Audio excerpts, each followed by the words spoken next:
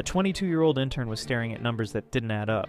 Her supervisor at one of the country's biggest accounting firms was stealing from clients, retirees who trusted their life savings to the company. She had two choices: stay quiet and keep her dream job, or speak up and risk everything.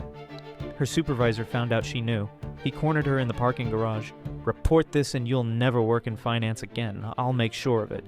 She went home that night and barely slept. Her parents begged her not to get involved. Her future was on the line, but she kept thinking about the clients, grandparents counting on that money to survive. The next morning she called the FBI. 3 months later, her supervisor was arrested. $2.3 million recovered.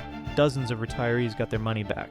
The managing partner didn't fire her. He offered her a full-time position with a signing bonus. 2 years later, she became the youngest senior auditor in company history. She chose her character over her comfort, and it changed everything.